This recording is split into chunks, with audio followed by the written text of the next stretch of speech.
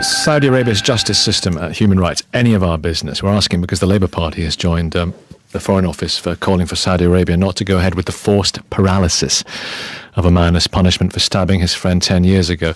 All sorts of other issues are coming up. Let's speak to John Rentoul, Chief Political Commentator for The Independent on Sunday. Hello, John. Hello there. Good morning, Nicky. And George Galloway, MP. George Galloway, good morning to you. Good morning. John Rentoul, in what ways should we put pressure on the Saudi regime on its human rights, on this particular egregious example? Well, I think we should condemn it much more forcefully than we have. I think the Foreign Office statement yesterday expressing concern was pathetic. But there are limits to what we can actually achieve against a government as rich and self-confident as the Saudi one. And what do you think about their human rights in terms of women's rights and gay rights and their judicial system? Well, I think it's terrible, and I think if we could get them to sign up to something like the European Convention on Human Rights, I don't know what the Saudi government attitude on that is, but I mean, if we could spread the idea of universal human rights, I'm sure they're signed up to some kind of UN charter. We could try to embarrass them, but I mean, the only way of, I mean, you've got to choose whether to try and engage them or to isolate them, and on balance, I think engagement is probably more likely to be effective. George Galloway, any of our business?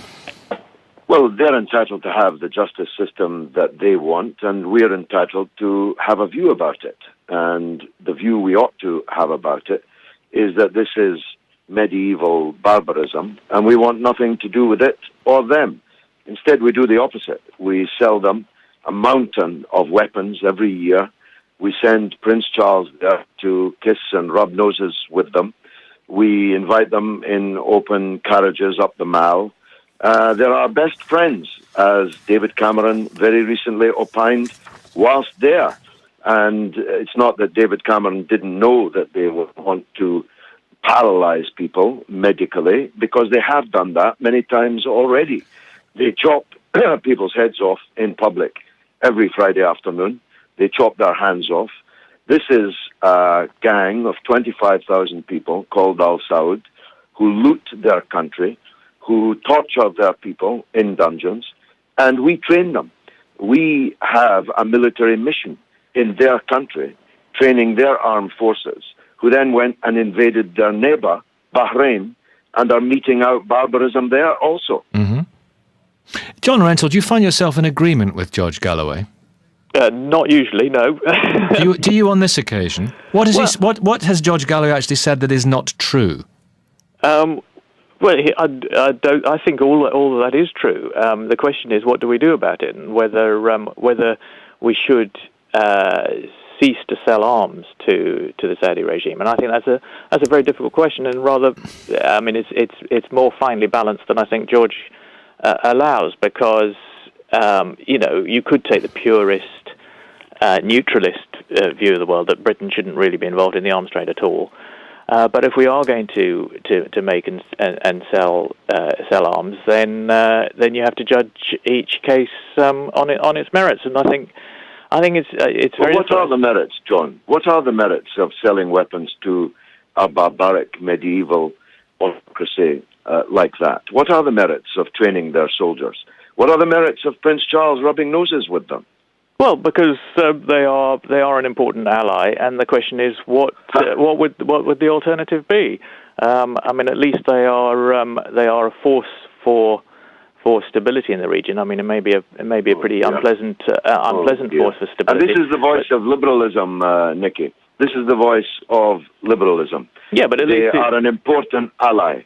We have an important ally that is about to paralyze a man of 24 for a crime he committed when he was 14, having kept him in a dungeon for the last decade. We are an important friends and allies of a country that invades its neighbours and subjects them hang on, to George. medieval barbarism. Wait a minute. This is the voice of the pro-war John Rentoul, the voice of liberalism. And I think everybody listening to it can hear just how pitiful it sounds, not least from the timbre of his voice, because he hates having to say these things, even though they are the remorseless logic of every position that he holds. I just don't know what you're talking about, George. I mean, you are the person who wanted us to be allied with Saddam Hussein, who is a far worse. No, that's just not true. I've never asked us to be an ally of Saddam Hussein. No, so you didn't praise him. You asked us to invade. You didn't salute his indefatigability. John, you asked us to invade Iraq. What about Assad? You asked us to invade Iraq, and 1 million people What about died, Assad? and you're asking us to invade Syria. And here's a point that I haven't made yet, Nicky. Let me allow you to make it in a minute. I'll allow you to make it in a minute. I just want to, John Rentoul, I want to bring in a couple of callers, if I may. It's delightful to have both of you gentlemen on the programme. David in Southend. Hello, David, and Ali in Wembley. Good morning, David. Good morning. You heard Mr. Galloway describe this country as practising medieval barbarism. Is George Galloway right? I want to know, really, if they're barbaric, then who's barbaric that goes to war on a lie, pepper bombs city, kills innocent children, pulls our soldiers into a war that we've got no right to be there? I want to know who are the barbaric people. I think the West are, aren't we? No, I don't agree with that. Where are the human rights for the Iraqi children, the Libyan children, the Syrian children? Yeah? Okay, John Rentoul, respond to that. Well, I think if you're talking about human rights in Libya, for example, then I think the Libyans have asserted those with our assistance quite successfully. I mean, I think it's been very difficult since, and that's what we were trying to do in Iraq, and the fact that it hasn't worked very well doesn't mean that it wasn't worth trying. Well. Not work very well. There's kids dying out there that are getting shot in the head. I watch other outlets on the internet. What do you think about this? Just on this issue, though. Let's just. I mean, yes, there are many wrongs in the world. If you look at it, it's an appalling world. But on this issue of a man being surgically paralysed as punishment, just narrow it down for a second. What do you think of that? Let's look at the big picture. We're narrowing it down to that. That's their business at the end of the day. Right, it's their business at the end of the day. Okay, Ali in Wembley, is it their business at the end of the day? Morning, Nicky. Well, I'll tell you what, I mean, it's as much our business because cast your eye back, and you've had a pretty good education like many of us, Nicky. Sykes-Picot, we set up this ghastly regime amongst many ghastly regimes in the Middle East. Successive British governments have propped them up. When, for example, Al-Yamama arms deal, Tony Blair pulled a corruption inquiry, we suck up to the Saudi crown, as we sucked up to Bashar al-Assad when he was sitting next to the Prime Minister, as Tony Blair was in Libya.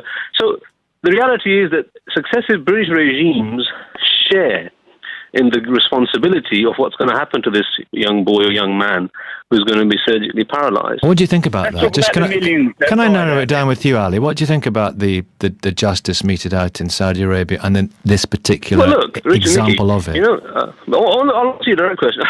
What's happening to this poor guy?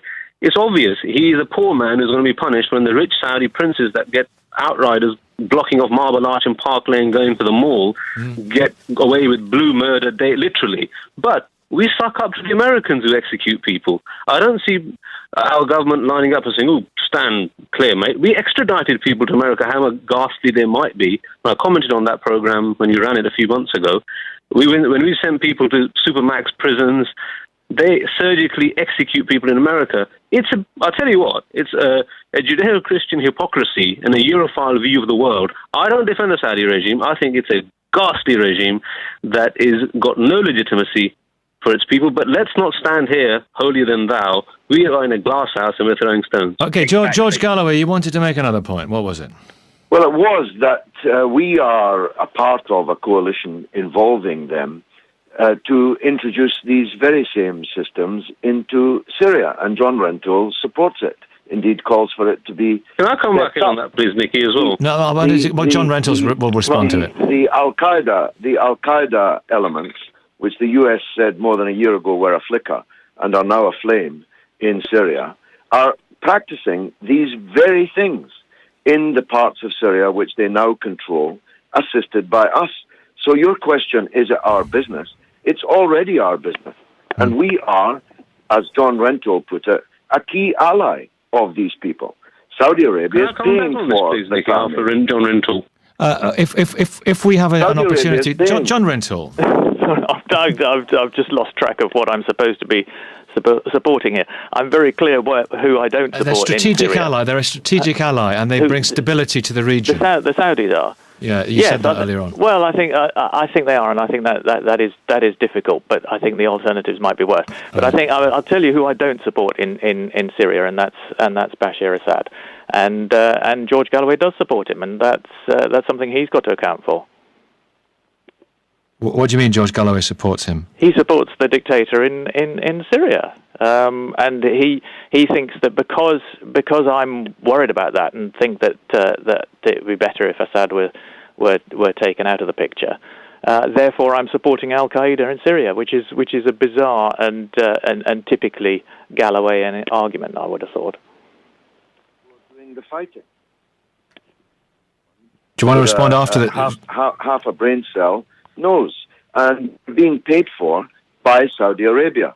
I think listeners will already discern a pattern that this kind of system that the Saudis stand for, they are seeking to spread in Syria, and are their key allies in John Rentoul's words. Now, he calls that a recipe for stability. The word he was searching for was moderation, but I know that he pulled back from it, because moderation is hardly a description. Are you a supporter of Assad? That was the accusation. No, I'm not, but that's not what we're discussing here. I'm an opponent of us sending military material and money into a civil war in Syria. And I think that I will be proved right by events. After all, I was in Afghanistan when I was the last man standing opposing Mrs. Thatcher's support for what became Taliban and Al-Qaeda in Afghanistan, because I don't believe that you should create monsters in the Frankenstein model without reading the novel to the end, knowing that the monster breaks free of your control and you no longer have any influence over what it does. OK, we must take the travel news at 9:52. Here it is. Well, we'll start in Cumbria with the M6 in